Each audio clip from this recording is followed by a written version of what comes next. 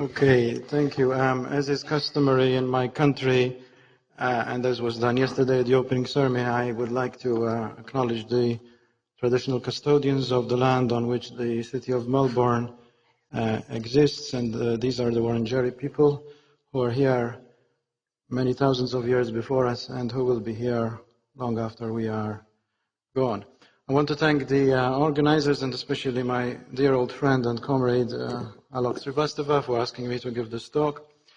These are my disclosures. It's compared to some of the lists I've seen, it's somewhat modest, and I appeal for your help in making it grow.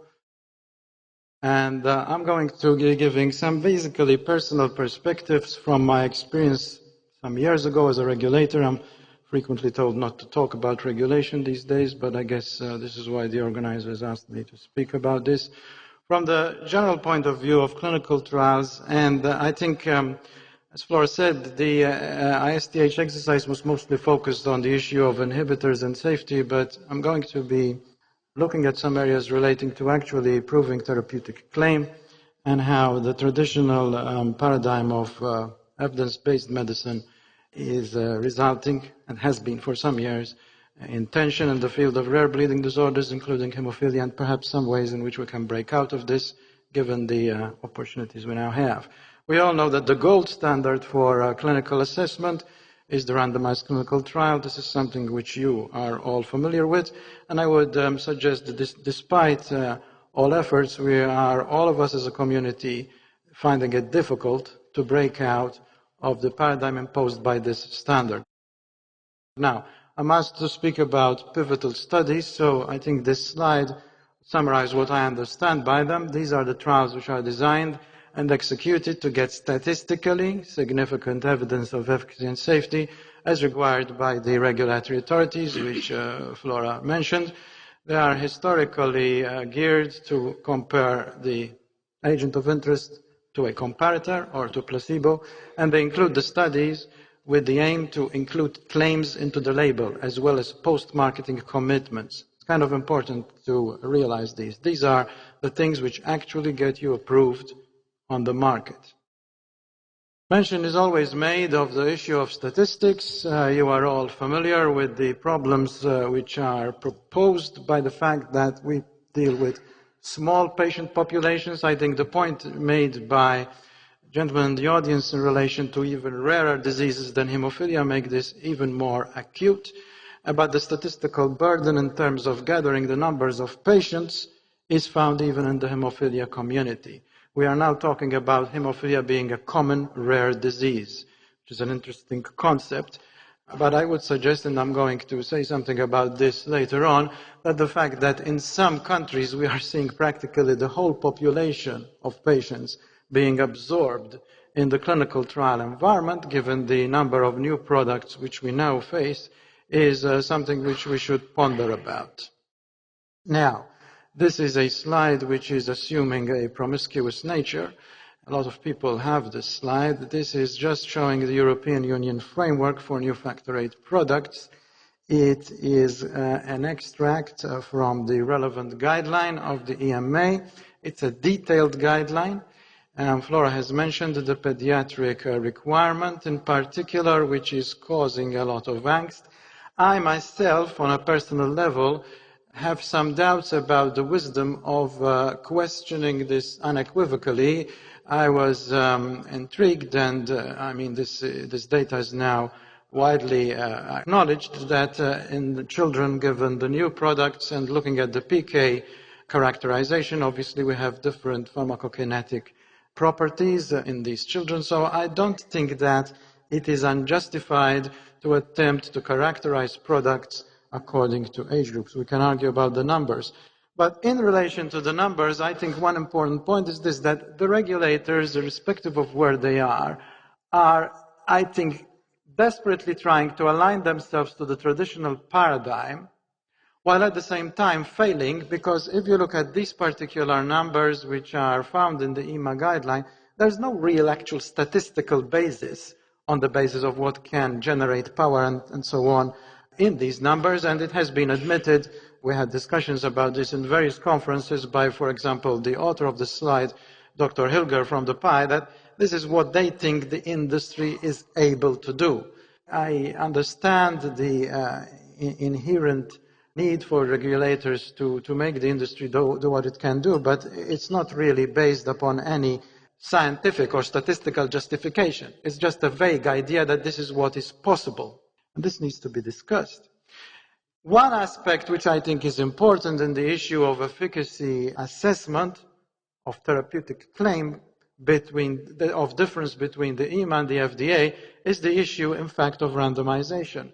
In the European requirements, there's no longer, and in fact there has not been for many years, a requirement to actually randomize patients in order to get certain claims, such as, for example, the claim for prophylaxis.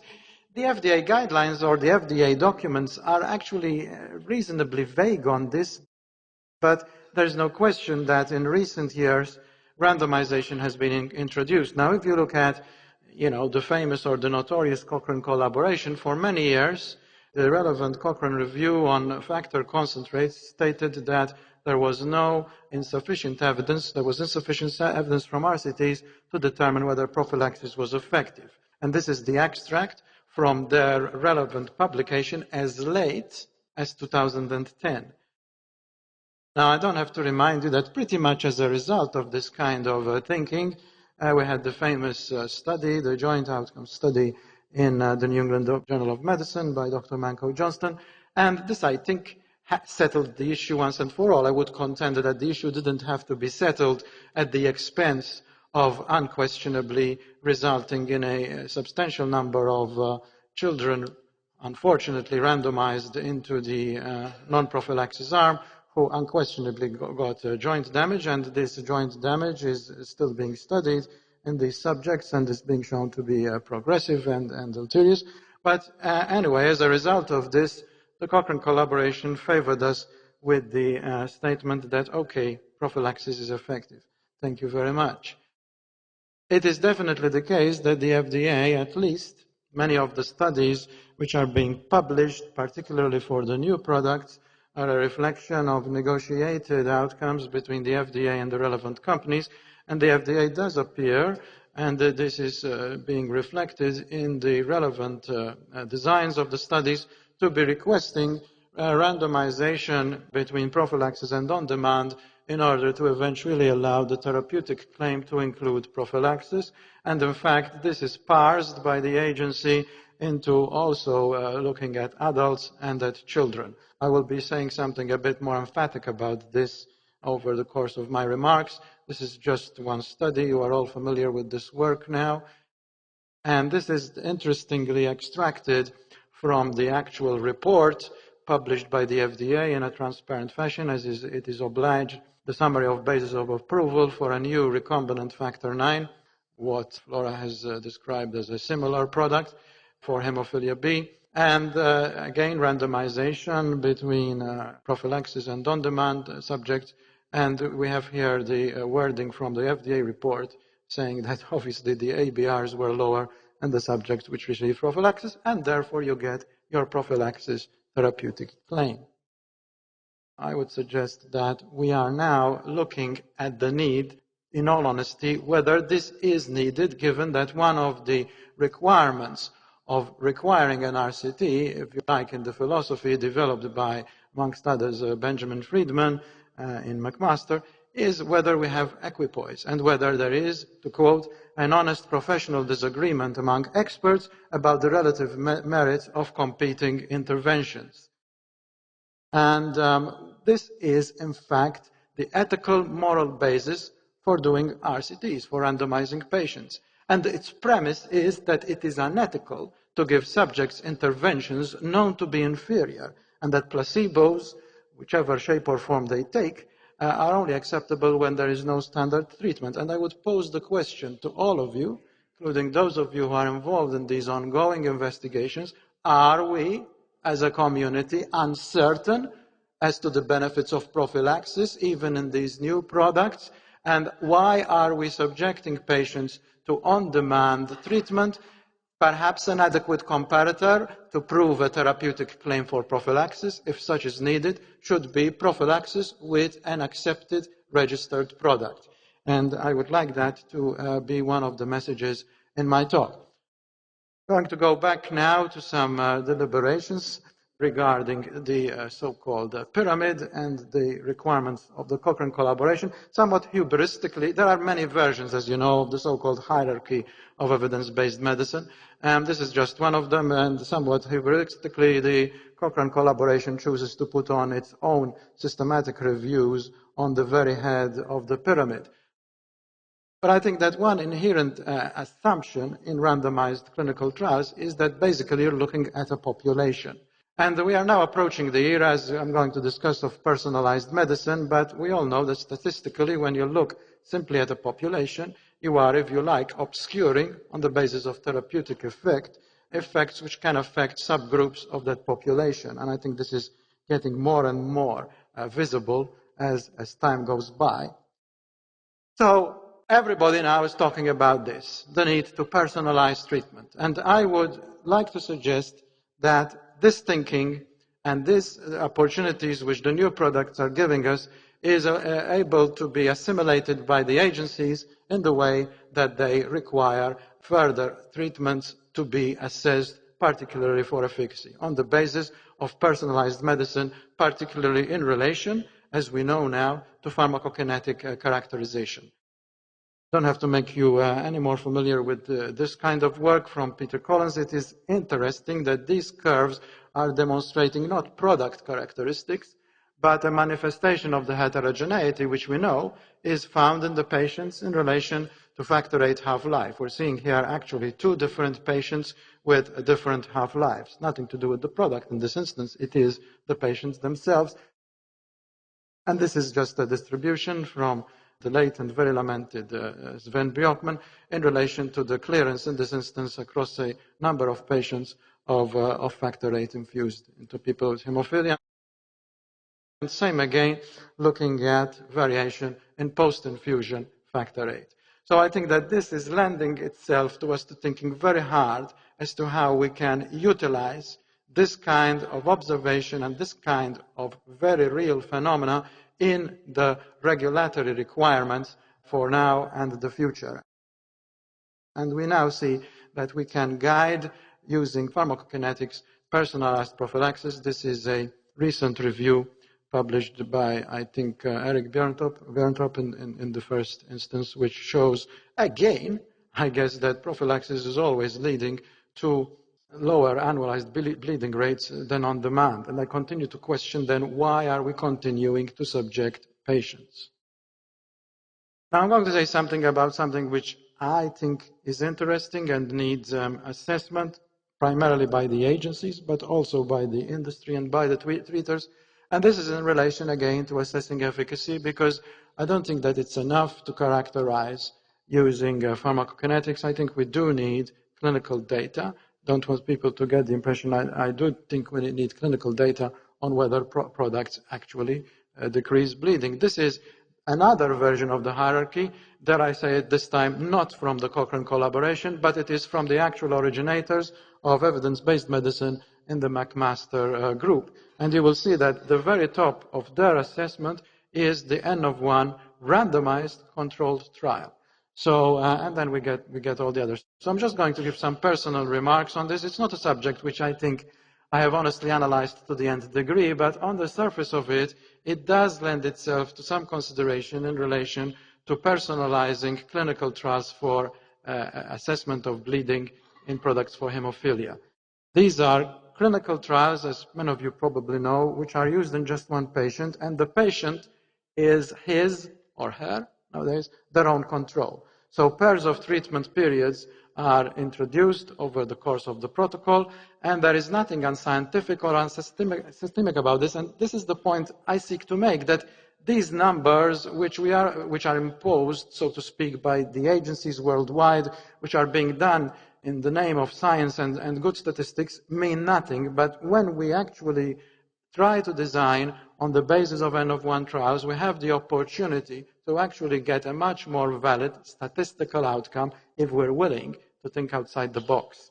As I said, these trials are considered to provide the strongest level of evidence about the existence of a causal relationship between treatment and outcome. The problem, and this is always put up by people who have doubts about this, that they do not permit, in the first instance, generalization of the findings to the general patient population. They're only applicable to the individual. However, there is a good literature and a good science involved showing that through particularly Bayesian combination, Bayesian statistics, you can actually develop models to generalize over a population, and in this way have an algorithm which is applicable over more than one patient. This is just a very simple diagrammatic view of how an N-of-1 trial is performed. The patient, as I said, is given the treatment in pairs, sequentially, randomly in relation to the sequence as the various pairs are undergone and each cycle is complete. And I think that it's interesting to assess which therapies are suitable for N-of-1 trials. First of all, the medication has to be for something which is chronic and relatively stable as a condition. I think hemophilia qualifies. Interestingly, half-life of the medication being tested is short. How short is short, given that we're mostly concerned now with new products which have supposedly longer half-lives? I don't think it's a problem. And when this literature of this is scrutinized, the kind of half-lives which are being posed, in particular, I would say, ladies and gentlemen, with the still, and I would suspect, inherently modest increments available for longer-acting, so-called longer-acting factor VIII products, I think they qualify. I think there's obviously a rapid onset offset of the biological action of the medication, and that the medication does not alter the underlying condition. You can't use these for something like a trial for gene therapy. Now, so where do the regulators sit in relation to these, what you might call innovative ways of assessing assessments? You'll be pleased to know that they're actually embracing them. These are the relevant guidances from each of these agencies in relation to clinical trials in small populations or adaptive designs, in the instance of the FDA. And embedded in these guidelines, you will find carefully worded endorsement for this kind of approach, N-of-1 trials, other adaptive designs, Bayesian statistics, and so on.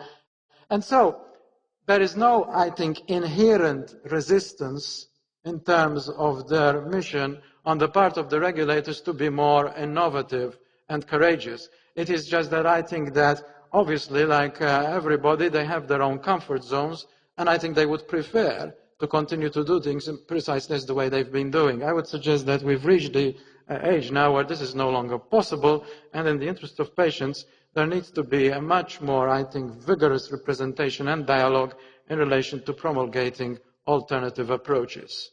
I want to say something more now in relation to what I think is something which needs to engage us, which is the question of ethics involved in clinical trials. And I come back to the issue of randomization.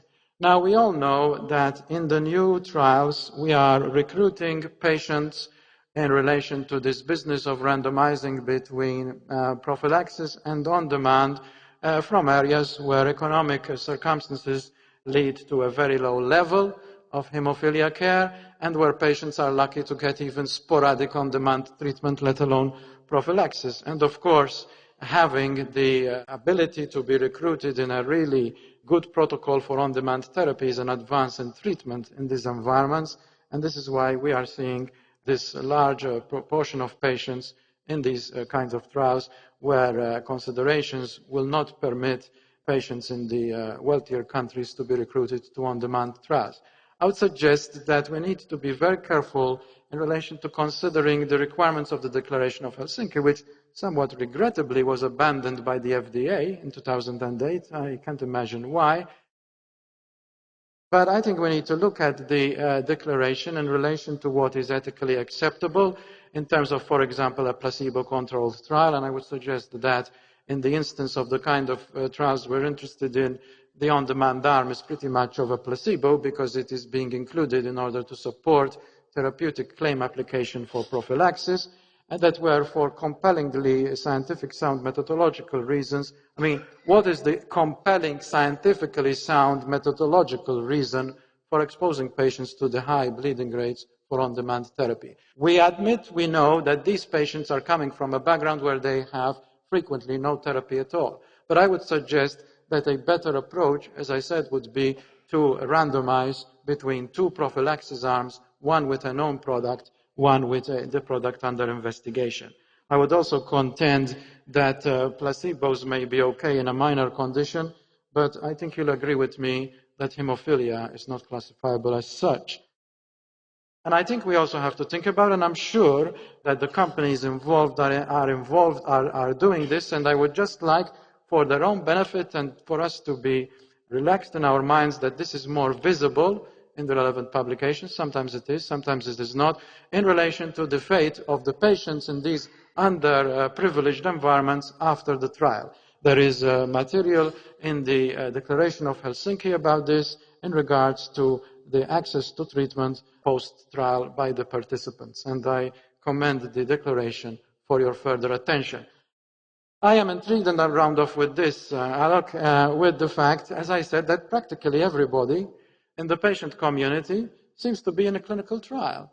This is intriguing. Now, I don't wish to infer that the reimbursement agencies, particularly in the social market economies, are intentionally doing this, but I note with interest several publications. I'm citing here one from Taiwan and one from Italy, and these are not relating to trials in hemophilia, but which analyze the beneficial, from their aspect, I guess, effects on healthcare budgets from the fact that many patients are being absorbed therapeutically in these clinical trials in which the drugs have to be provided free of charge. The Italian publication in particular, which relates to patients with cancer, has what I must really feel is a somewhat smug phraseology about this in regards to how much money the Italian health system, which I'm given to understand needs all the help it can get, is saving from this kind of measure. I would just like, and I do know from conversations with patient leaders like Brian O'Malley and so on, that this is something which perhaps is resonating as well in the hemophilia landscape, particularly in the less developed economies. And I just want to sound a word of warning, because I would hope that someday the patients will move out of clinical trials and be on mainstream treatment. And I think it would be advisable to inform authorities all the time that the days of wine and roses are not necessarily going to go on forever. So if I can summarize, and I thank you for your patience and attention, I think that we have had, for much of modern medicine, a traditional evidence-based paradigm based upon a hierarchy underpinned by the RCT. It has served the world of therapeutics well, but I think pivotal studies for hemophilia therapies in this day and age, given that we are in an exciting era, need to transcend the current paradigm, and in particular, small patient numbers and knowledge of pharmacokinetics suggest the personalized approach. My personal opinion is that the N of 1 trial seems worthy of exploration, and I would say that in some areas of the current studies, we need to establish a bit more clarity in relation to aspects related to ethics. I would say that we are in an era where everybody talks about patient-centeredness. I myself find this a very useful concept because it makes things very, very simple. As is my wont, I will round off with a couple of quotations. Most of us in this room took this oath, even many of the regulators who are medical officers, that they will do no harm. I hope we continue to stick to it. Many years ago, in this country, we hosted a hemophilia meeting in Western Australia, and Harold Roberts, I don't know if he's at this meeting, rounded off, and this was about 15 years ago when all this was just on the horizon, but it was very promising, with this quote from Revelations, that there shall be no more death, sorrow, or crying, and neither shall be any more pain, for the former things are passed away. I don't know if there are any Aussies in the audience, but to this I add my personal belief, alignable from a political situation, that we're looking for the light on the hill. And for those of you who are experts in Australian rock and roll, I finish with the quote from the Go-Between song that the future is so bright, we're all going to need shades. I thank you very much for your attention.